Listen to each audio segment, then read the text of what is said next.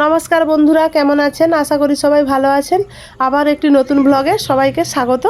ব্লগটা প্রথম থেকে শেষ অবধি দেখবেন, আশা করি সবার ভালো লাগবে। আজ শনিবার, এখন সকাল 6:30 বাজে। দুজনে ঘুম থেকে উঠে চলে এসেছি মাঠের দিকে ব্রাশ করতে। রাস্তার দিকে একটু ঘোরাও হলো, মাঠ দেখা হলো, সব রকম কাজ হয়ে গেল। আর দেখুন সূর্যি মামা কেমন উঠছে, আর চারদিকে সবুজ। এখন তো ছোট ছোট ধান গাছ ভরে গেছে, সবুজ হয়ে গেছে। আর চাষি ভাই দাঁড়িয়ে দাঁড়িয়ে তার চাষের জমিন দেখছে।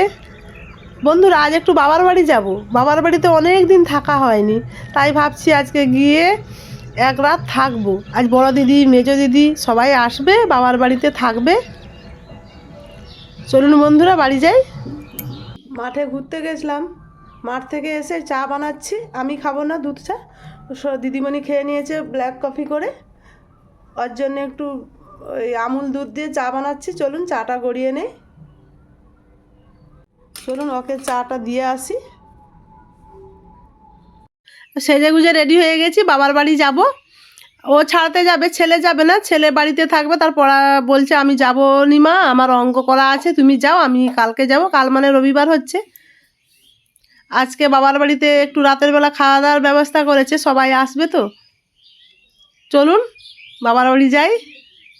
আমার শরীর এখনও সেরকম ঠিক হয়নি, তাও বললাম সবাই আসতেছে, আমিও যাব, চলো না আমাকে একটু ছেড়ে দিয়ে আসবে, একটা দিনের তো ব্যাপার।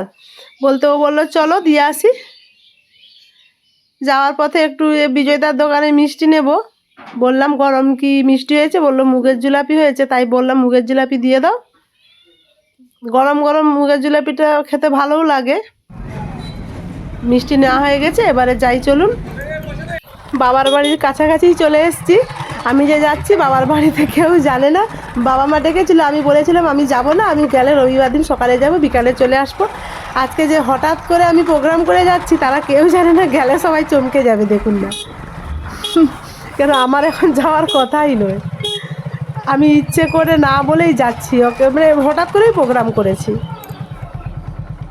যার আসার কথা নয় সে চলে আসছে। কি গো বৌদি,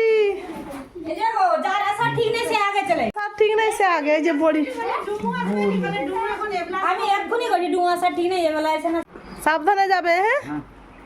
আর বেটু যদি বিকালে আসতে চায়, আমি বিল্টুকে পাঠিয়ে দেবো, তুমি ওই দক্ষিণ গেটা পর্যন্ত দিয়ে যাবে।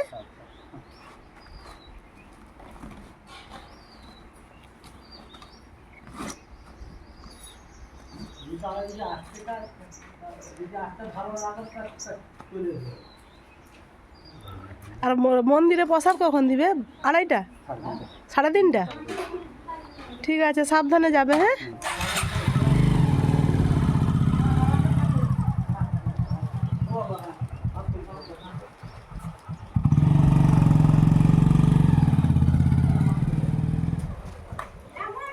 ও বাড়ি চলে গেল, বড় দিদি, মেজ দিদি, দাদু, ছেলে সব চলে আসছে। দিদি কতগুলো পিঠে করে নিয়ে আসছে, দেখুন ভাপা পিঠে, খুব সুন্দর হয়েছে। একটা খেয়ে দেখলাম, খেতে দারুণ হয়েছে এবং নরম তুলতুলে। মেজ দিদি সকাল থেকে উঠে এতগুলো পিঠে বানিয়েছে নিয়ে আসার জন্য। ওদের আসতে তো অনেকটাই দেরি হয়ে গেছে, প্রায় 2:30 বেজে গেছে। বৌদি এখন সবার জন্য ভাত বাড়ছে। আমার বাবার বাড়িতে আমরা সবাই বোনেরা জামাইরা চলে আসলে অনেক মানে ক্যান্ডিডেট হয়ে যায়।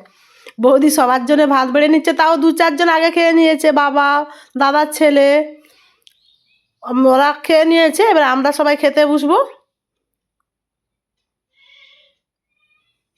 দিদির ছেলেদের খাওয়া হয়ে গেছে, ওরা উঠে যাচ্ছে, আমরা খাচ্ছি। আর আমাদের খাওয়ার থেকে গল্প বেশি হচ্ছে। দিদু, দিদি, আমি, মা, বৌদি, দাদার মেয়ে সবাই খাচ্ছি আর গল্প করছি।